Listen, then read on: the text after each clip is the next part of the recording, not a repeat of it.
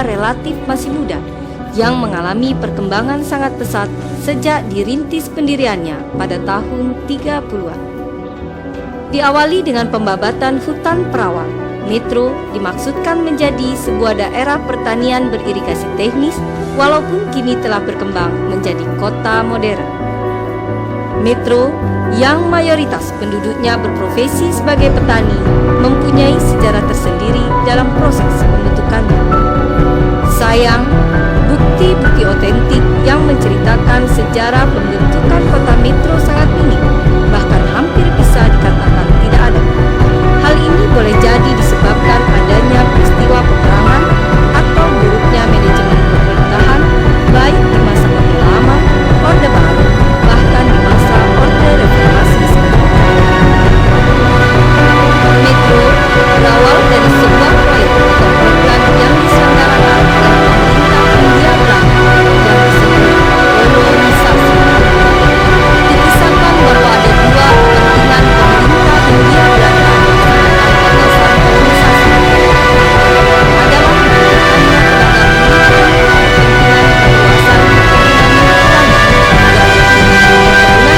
kepentingan perluasan perkebunan Belanda, kepentingan kedua adalah secara politis. Belanda merasa perlu meminimalkan gerakan-gerakan anti pemerintah yang sedang marak di Pulau Jawa pada dekade tahun 30-an itu. Belanda memerintahkan kepada Demang atau kepala desa di Pulau Jawa untuk mendata dan menginventaris orang-orang yang dipandang berpartisipasi dalam gerakan-gerakan yang menciptakan destabilisasi untuk dipindahkan ke bumi Lampung dalam proyek kolonisasi. Maka dimulailah mega proyek migrasi penduduk tersebut dengan upaya awal yang dilakukan oleh pemerintah Hindia Belanda di wilayah Lampung yang pada masa itu berupa wilayah Karisedenang. Melalui seorang kontroler yang memimpin Onderafdeling Sukadana yang merupakan salah satu dari 5 Onderafdeling di wilayah Karisedenang Lampung, dikumpulkanlah Dewan Marga Masyarakat Adat Lampung yang berada di wilayah Onderafdeling Sukadana untuk membahas masalah persiapan lahan bagi terwujudnya proyek kolonisasi. Dan disepakatilah penyerahan lahan yang berlokasi di antara Wairaman dan Wai Sekampung dengan melepaskannya dari wilayah hak tanah marga. Penetapan wilayah ini secara strategis dimaksudkan oleh pemuka adat Lampung untuk membuka akses yang lebih singkat antara Tegineneng dan Gedong Dalem yang selama ini harus melalui jalur memutar via Gunung Sugi. Proyek kolonisasi itu diberi nama Kolonisasi Gedong Dalem. Dalam perkembangannya, ternyata tujuan dari proyek kolonisasi ini tidak terwujud sepenuhnya, sebab para kolonis menolak untuk menjadi buruh perkebunan dan bersikeras ingin menjadi petani sawah dengan fasilitas irigasi teknis. Keinginan para kolonis untuk menjadi petani sawah yang mandiri ternyata diakomodir oleh pemerintah Hindia Belanda dengan mengadakan studi kelayakan mengenai kemungkinan dicetaknya sawah pada areal kolonisasi Gedong Dalem jika membendung Sungai Wai Sekampung di Tegineneng sebagai sumber pemasok air. Setelah tim survei menyimpulkan bahwa areal kolonisasi secara teknis layak dijadikan lahan pertanian sawah, maka dicapailah kesepakatan untuk memenuhi keinginan kaum kolonis dengan syarat untuk membangun bendung dan saluran irigasi dikerjakan secara gotong royong oleh para kolonis. Pemerintah Hindia Belanda menyediakan tenaga ahli dari Belanda dan tukang yang berpengalaman dalam pekerjaan penggalian dari Jawa Barat. Disepakati bahwa setiap kakak para kolonis harus melakukan kerja wajib pada proyek irigasi selama kuota waktu yang ditentukan, baru kemudian boleh menggarap lahan bagiannya seluas 2 bahu. Adalah Abdul Aziz Sinungan, seorang putra mesuji yang lahir di Wiralaga pada tanggal 24 September 1914. Seorang amtenar yang menjabat sebagai Holzkiefer di kantor kontroler Sukadana yang pada tahun 1932 sampai dengan 1934 diperbantukan pada kantor asisten Demang di Gedong Dalem yang menghandle sepenuhnya pelaksanaan proyek kolonisasi Gedong Dalem, sehingga kemudian beliau disebut Mantri Kolonisasi. Hingga tahun 1941, beliau tetap memegang jabatan sebagai Mantri Kolonisasi dengan terus mengikuti perjalanan birokrasi yang mengurusi kepentingan kolonis, yaitu pada tahun 1934 sampai dengan 1938. Beliau bertugas di kantor asisten Wedana Pekalongan, kemudian pada tahun 1938 sampai dengan 1941 di kantor asisten Wedana Metro. Dan beliau terus mengawal perkembangan kaum dan daerah kolonisasi ini dengan mengabdi sebagai pegawai pemerintah dan pensiun sebagai pengatur muda tingkat 1 di kantor Inspeksi Pajak Lampung di Teluk Betung pada tahun 1969.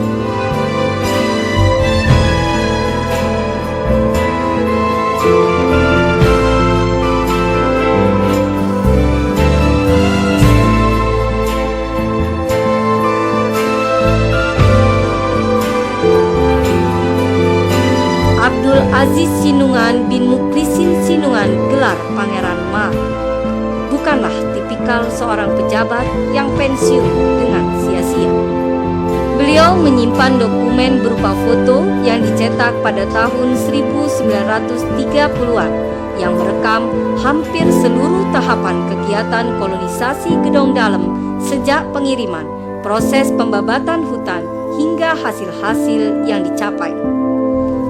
Beliau menceritakan secara lisan kisah-kisah di balik gambar foto-foto tersebut kepada putra sulungnya, Raja Bastari Wijaya, yang lahir pada tanggal 10 Agustus 1935 di Jojok Gedong Dalem, bumi tempat penampungan awal para kolonis yang kemudian dijadikan semacam base camp dan berkantornya asisten Demang Sukadana di Gedong Dalem.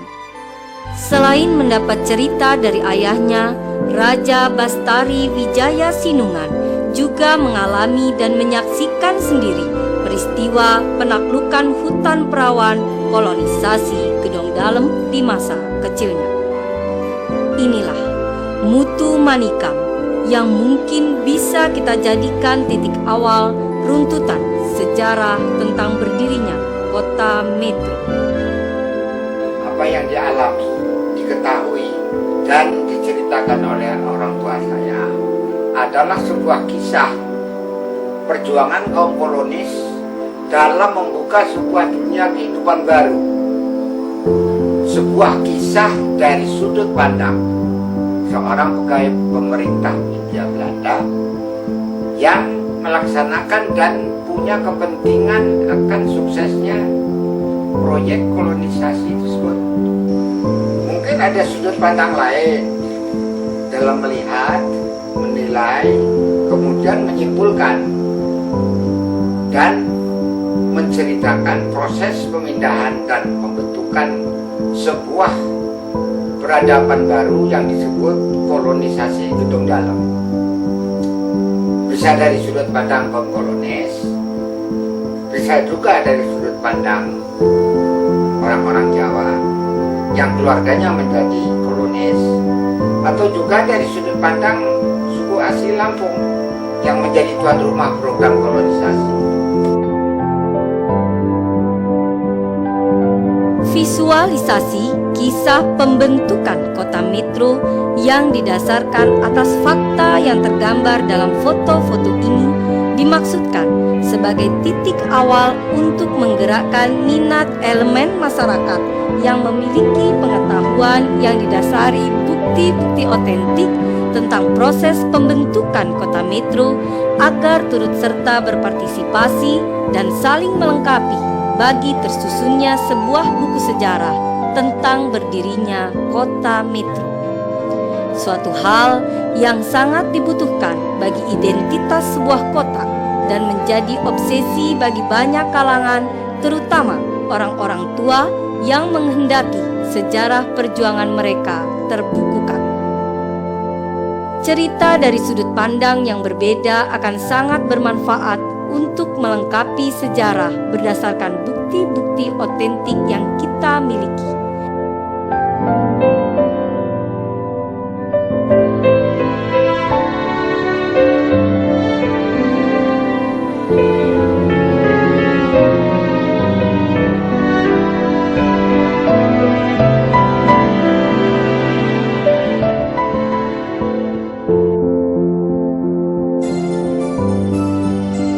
Setelah melakukan perjalanan darat dari daerah asal Jawa Tengah maupun Jawa Timur, ribuan kolonis diseberangkan melalui Selat Sunda dengan kapal laut bertenaga mesin uap dan berlabuh di Pelabuhan Panjang. Dari Panjang, mereka diangkut dengan kereta api dan transit di stasiun Tegineneng untuk kemudian diberangkatkan dengan mengendarai truk atau prahoto dan bus melalui jalur Gunung Sugi menuju Gedong Dalem sebagai tujuan akhir.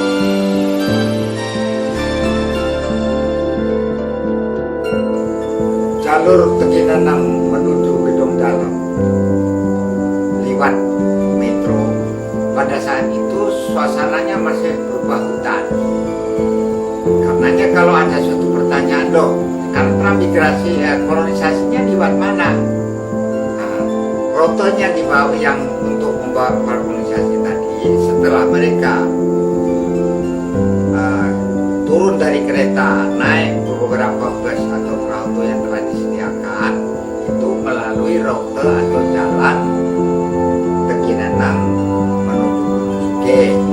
Sampai di Gunung Suge itu berjalan belok kanan, itu arahnya itu menuju Gedong Dalem, melewati Buyut dan melewati Sukaraja. Sampainya di Gedong Dalem, para kolonisasi telah disediakan tempat, baik tempat pondokan maupun lokasi-lokasi yang berupa bedeng terbuat dari bangunan-bangunan darurat, beratapkan atau alang-alang didirikan oleh kayu. Tempat itu adalah merupakan base camp kolonisasi yang pada saat itu telah dipersiapkan fasilitas kelengkapan kebutuhan para kolonisasi, antara lain yaitu seperti tempat berobat yang disebut poliklinik, kemudian gudang-gudang tempat persiapan perbekalan mereka yang kita sebut sekarang itu logistik.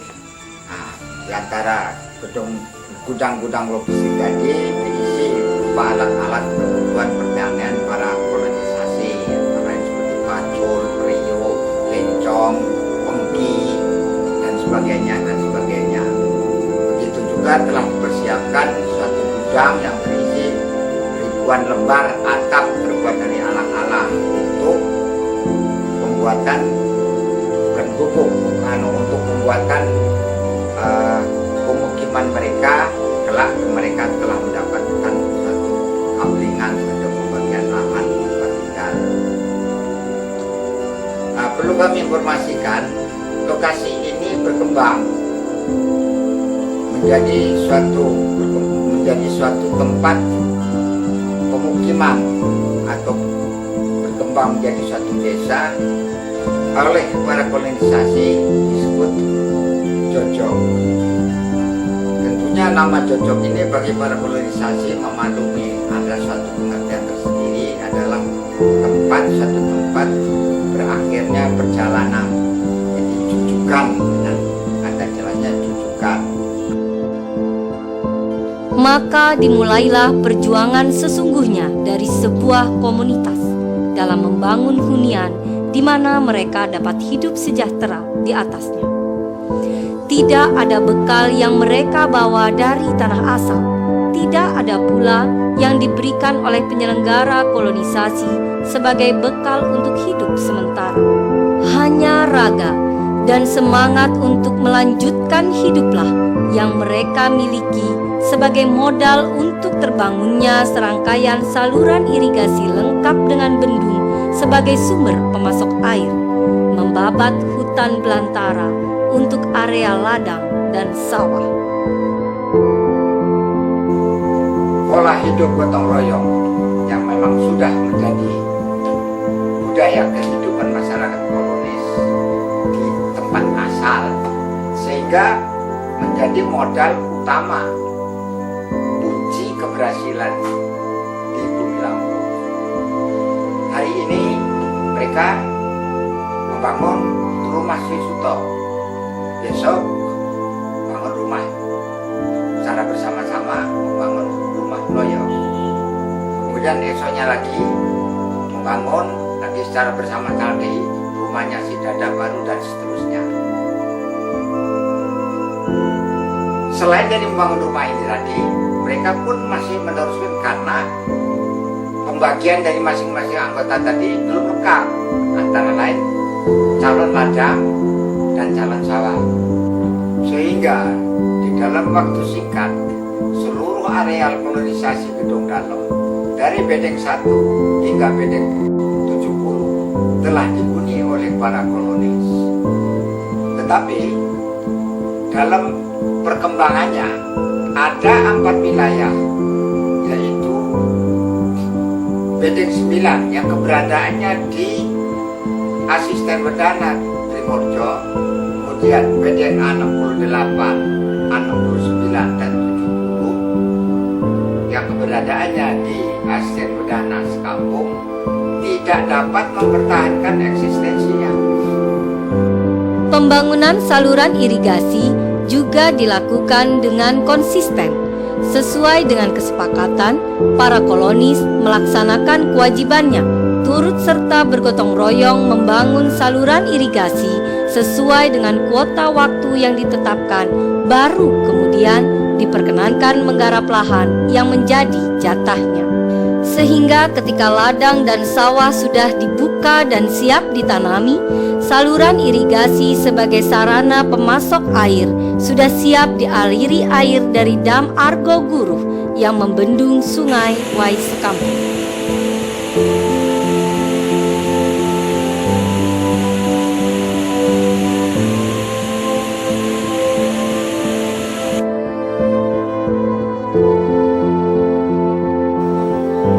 Dokumen foto-foto ayah saya juga merekam kehidupan kolonis dari bulan ke bulan dan dari tahun ke tahun. Rekaman ini ternyata berfungsi untuk propaganda dalam rangka menarik hati orang-orang di Pulau Jawa untuk bermigrasi ke bumi kolonis dan mengisi lahan-lahan yang masih kosong dengan bermodalkan foto-foto yang menggambarkan suksesnya para kolonis di daerah pertanian baru. Tim propaganda yang disebut Purwokondo berhasil menggait ribuan pendatang susulan untuk mengisi lahan-lahan yang belum bertuan. Perlu saya ceritakan di sini bahwa pada kolonisasi tahap perintisan, setiap bedeng hanya dihuni oleh sekitar 40 sampai 60 kakak saja. Sedangkan lahan yang tersedia rata-rata 5 hektar setiap bedeng, sehingga masih diperlukan tambahan penduduk lebih banyak lagi. Hari terus berganti, bulan berganti tahun.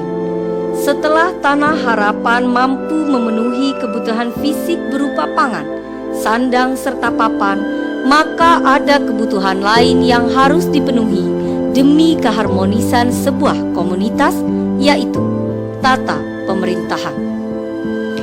Tidak begitu sulit membentuk sistem pemerintahan dalam sebuah wilayah yang sudah tertata dengan penduduk dalam kebudayaan dan gaya hidup yang homogen. Wilayah-wilayah bedeng dari bedeng 1 sampai 70 kemudian diresmikan menjadi desa-desa dan diberi nama selain sebutan angka, yang sudah terlanjur melekat.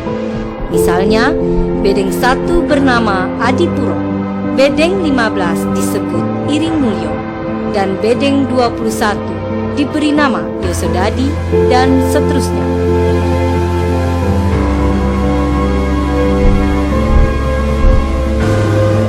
Ke-70 desa yang terbentuk itu kemudian dikelompokkan dalam 4 wilayah yang dipimpin oleh asisten Wedana, yaitu bedeng 1 sampai dengan 20 masuk dalam wilayah asisten Wedana Trimurjo. Bedeng 21 sampai dengan 37 menjadi wilayah asisten Wedana Pekalongan. Bedeng 38 sampai dengan 52 masuk wilayah asisten Wedana Batanghari, dan bedeng 53 sampai dengan 70 merupakan wilayah asisten Wedana Sekampung. Kemajuan pesat yang dialami wilayah kolonisasi berkat kerja keras warganya membuat pemerintah Hindia Belanda merasa perlu untuk membentuk sistem pemerintahan yang lebih mapan.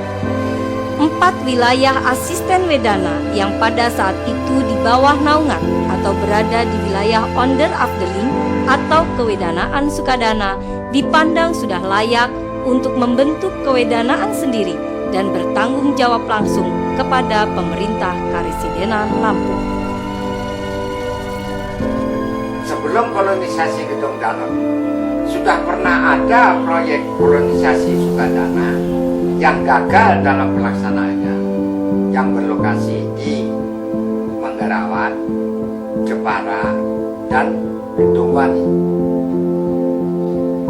Suksesnya kolonisasi Gedong dalam menjadi suatu yang istimewa. Pemerintah Hindia Belanda memandang perlu untuk melaporkan kronologis pelaksanaan proyek ini beserta detail geografisnya kepada pemerintah kerajaan Belanda di Amsterdam.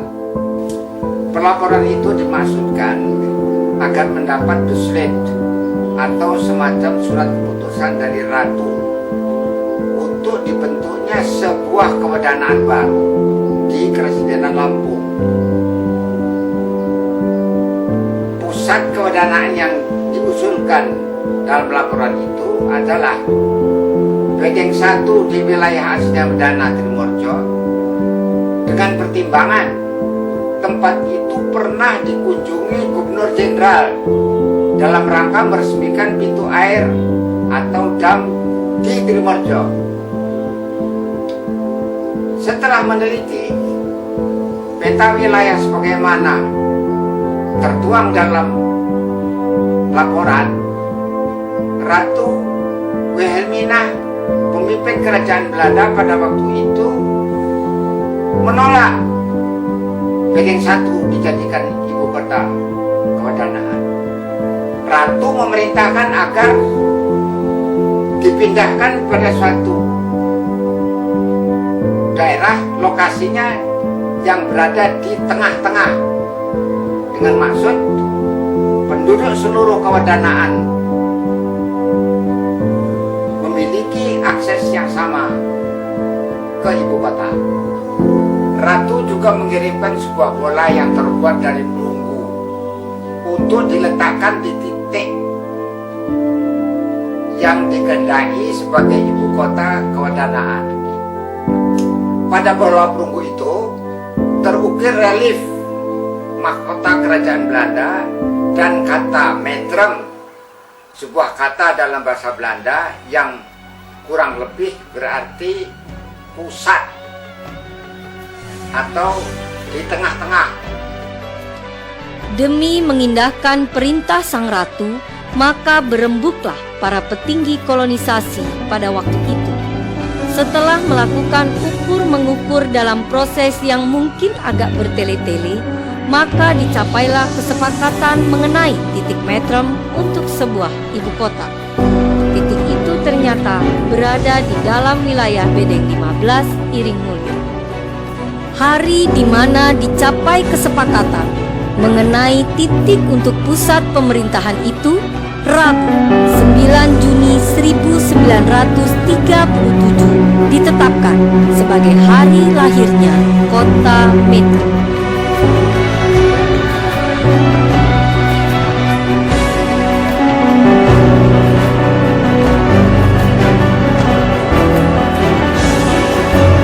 Setelah kesepakatan mengenai titik telah dicapai, maka bola perunggu segera dipasang menjadi mahkota sebuah tugu yang berada di sebuah perempatan jalan.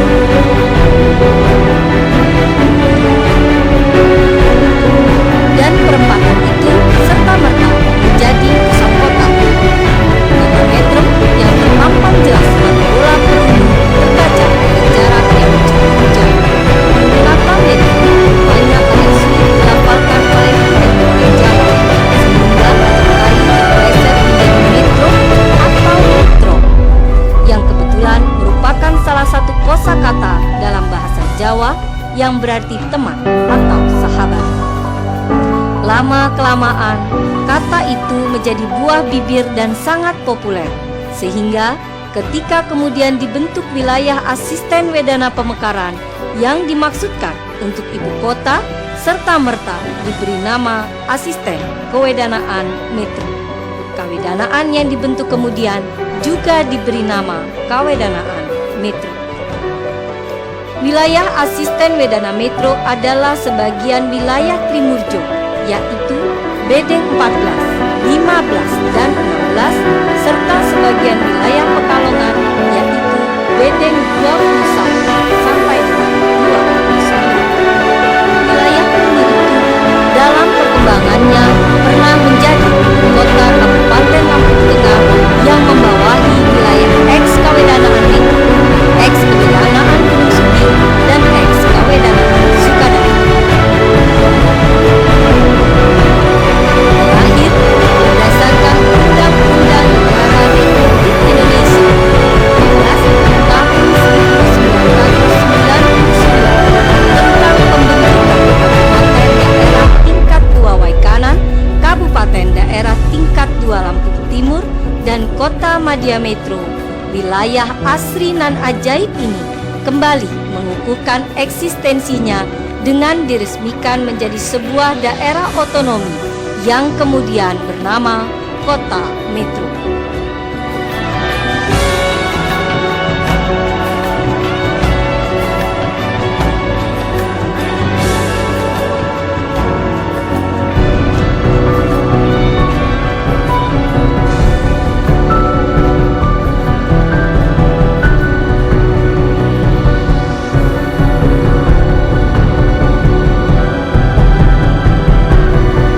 Dalam kesempatan ini, saya mau menyampaikan pengalaman dari generasi saya. Banyak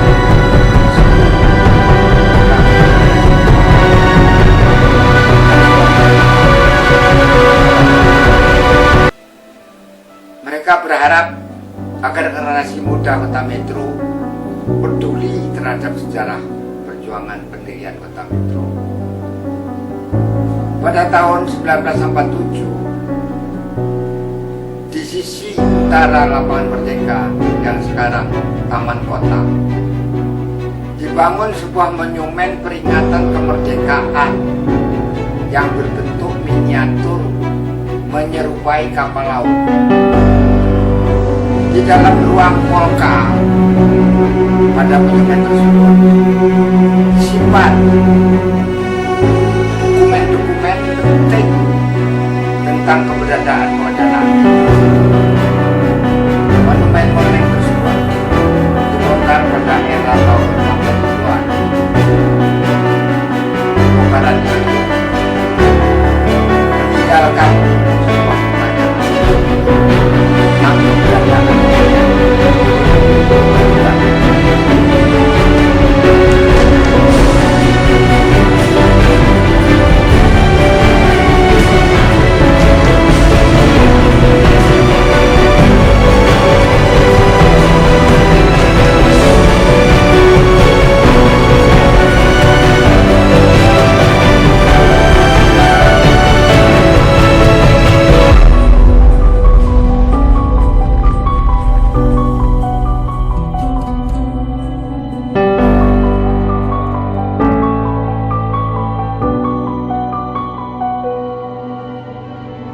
kita boleh bangga dengan status kota yang diraih oleh 12 desa ex-asisten Kawedanaan Metro. Namun ada kepedihan yang membuncah ketika status kebanggaan itu kita dapatkan. Ada 54 desa yang merintis, berjuang dan berdarah-darah bersama kita tidak turut menikmati kebanggaan itu. Undang-Undang Nomor 12 Tahun 1999 telah mencerabut keberadaan kita